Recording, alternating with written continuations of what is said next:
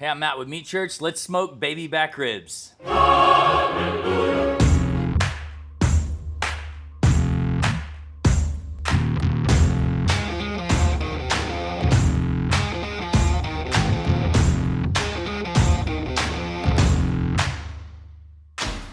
What we're doing today is nothing new, but it's very popular, so we always commit to doing multiple rib videos in the spring, and particularly baby backs because people love them. So in terms of ribs, you've got baby backs, you've got spare ribs, you've got St. Louis cut spare ribs. I actually typically buy St. Louis spare ribs or full spare ribs, but today we want to do a baby back because so many people love them. I always say that Chili's taught us that we all want baby back ribs. So these are obviously baby backs, aka loin backs. If you've ever heard of Memphis in May, the big competition in Memphis, there's three choices of things to cook: whole hog, shoulder, or baby back ribs. And we once finaled in baby backs and cooked them on a Traeger. So that's what we're going to do today. But today's lesson can be applied to any type of cooker that you have, and you can take the flavor profiles any direction that you want. I'm going to keep this really basic, kind of a really normal flavor profile until I sauce with something really unique, but you can sauce with whatever you want. So let's go ahead and jump right in here. So when I look at this at first, the first thing I want to do is take a boning knife and just trim anything that's kind of, I say, errant, hanging off, because that's not going to cook right or look right. It's going to burn up and not look very pretty, honestly. So I'm just going to kind of fillet that away. It's kind of some heavy excess fat here. All right, don't need to do a whole lot there. And I'm going to flip back over to the bone side. Need to peel this membrane off. I don't like to leave the membrane on pork ribs for two reasons. One, I want the seasoning to really penetrate in the meat here that you see between the bones. And secondly, after I cook ribs, I don't like the film that's left on the backside. It's okay if you want to leave it. It's a personal preference thing.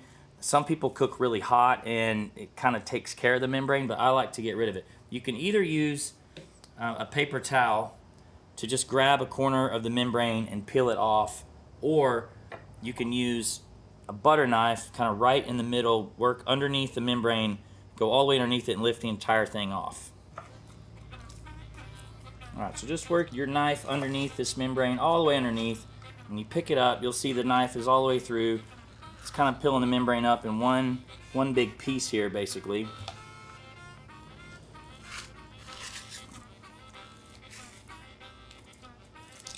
Get the paper towel to get a hold of it. It's nice and slippery.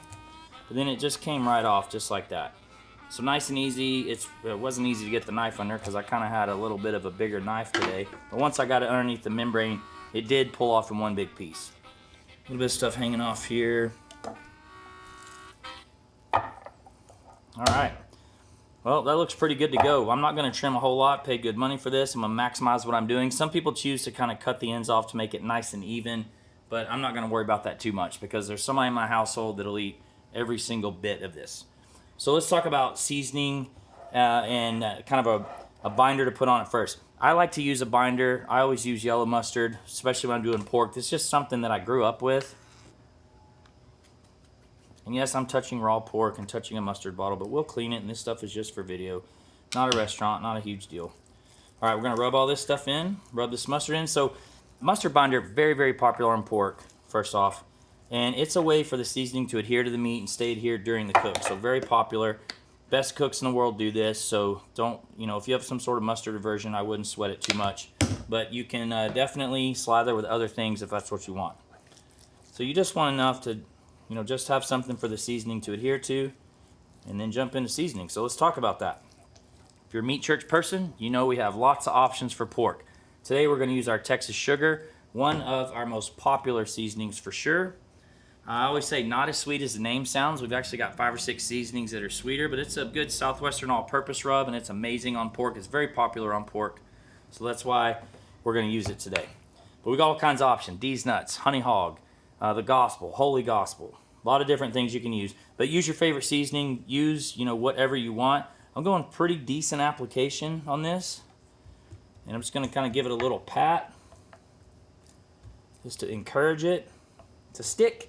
We'll flip this over and do this on the other side.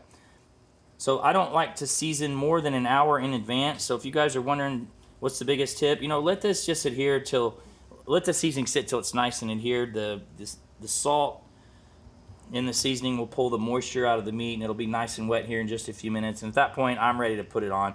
Back when I competed, I would let my seasoning sit for about an hour. But in this case, I'll just let it get nice and wet, and we'll come back and we'll jump into cooking.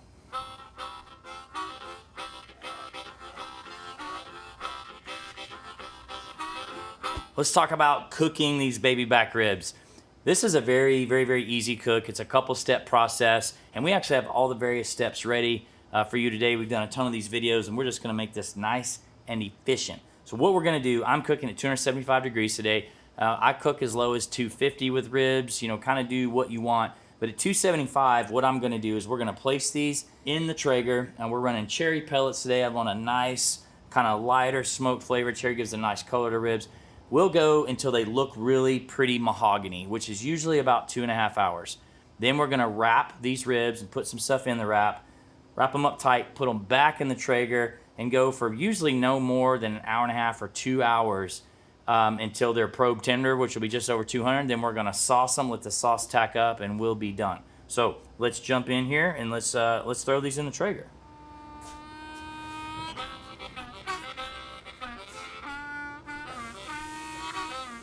Change my glove.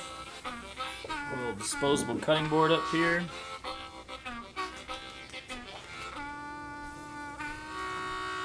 I have a rack here that has cooked right on 2.5 hours. So nice and easy. You can see it's a really pretty mahogany color. The fat kind of popped right here. That's no big deal. I didn't do anything to these ribs while they were cooking.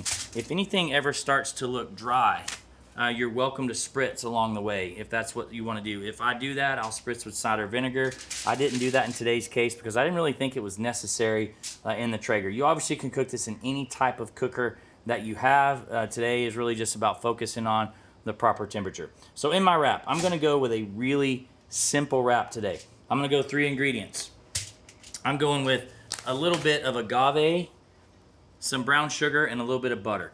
Some people wrap in honey. I like agave better, and I go really light with it. You don't need a whole lot. Too much honey or agave and too much brown sugar will cause you to burn your ribs. So we're just going nice little drizzle here. And I'm going just a very small handful of brown sugar. Not a whole lot. I like sweet with my pork, but again, don't want too much. And we're gonna go some good butter here. A lot of guys in barbecue, including myself, will use like a parquet. I prefer to use a higher quality butter. You know, salted, unsalted, don't know how much it matters, but this is unsalted. And you just wanna wrap this up tight, and we're gonna go back in the Traeger. And this is 2 pieces of heavy duty aluminum foil.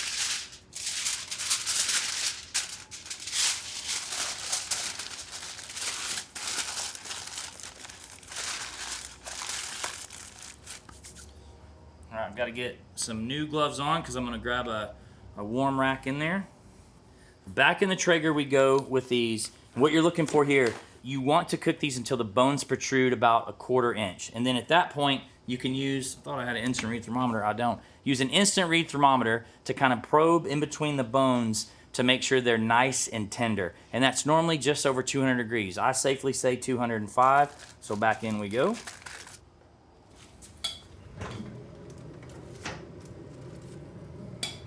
Then we've got our final stage here, and I will tell you, these cooked just under 2 hours until they got where we wanted them to be. Nice steam running off here. They're nice and hot.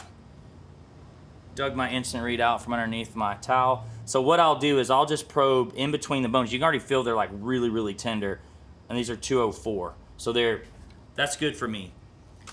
Now at this stage of your ribs, this is where you can really decide the flavor profile and direction you want to take your ribs. Just use your favorite sauce at this point.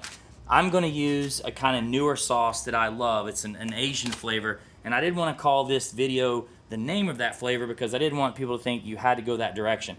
I'm using Bachan's Sweet Honey Japanese Barbecue Sauce. They have, I think, about 5 different Bachan's flavors. I love Asian flavors with barbecue. This is delicious. So, but at this point, use whatever sauce you want. If you've got any sort of flavor profile, apple habanero, standard barbecue sauce, whatever you want. If you use botchons, you know how good it is. It's really easy to find, and it is a very kind of, I'll say, kind of runny sauce. Well, it might help if I grab one that's open. So here's one. This is really runny. So instead of brushing this on, I'm actually just going to kind of squirt it on. I like my sauce to be really pretty, so I'm just going to put enough on it to where it kind of runs down. So I don't like brush marks on my ribs. I really just want it, like I said, just to look nice and even. And with the excess in here, it's going to smell great. No big deal. I'm not really using that much.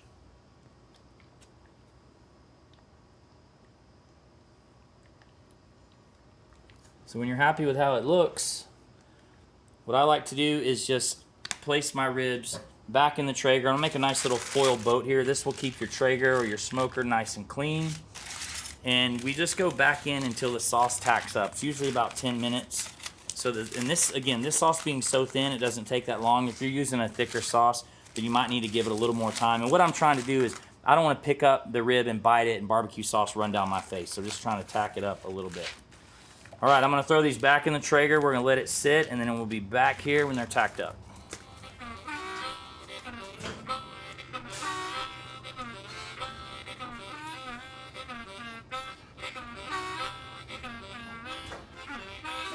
All right, the sauce is tacked up. Let's get the ribs.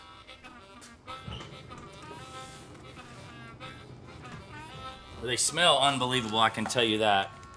Let's throw them out here on the block. And this sauce is all dried up, nice and tacked up.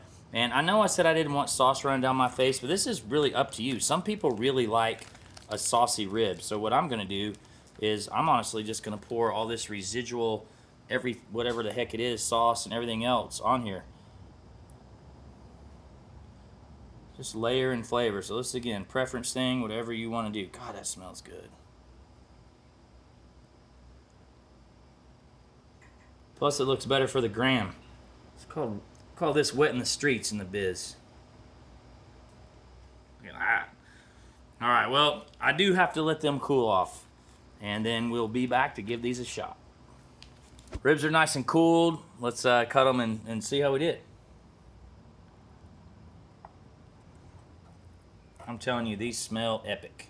All right, give these a shot. Dude, that sauce is so good. Man. Huge bite. Man. I love that sauce. Really, really good. But this Texas sugar, just kind of a, I don't know, very classic barbecue flavor for ribs. The predominant flavor you're going to get, though, when you use a sauce like that, you're going to taste more sauce than anything. We're dropping this in our Hardcore Barbecue playlist. If you've never checked that playlist out, there's over 25 videos in there that has every barbecue classic you could ever want to make. Ribs, brisket, beef ribs, chicken with Alabama white sauce, pork belly burn-ins, you name it, it's all in there. So you guys check that out. If you like this video, like and subscribe. Your subscriptions are how we keep bringing you these free how-to videos every week. See you guys next week.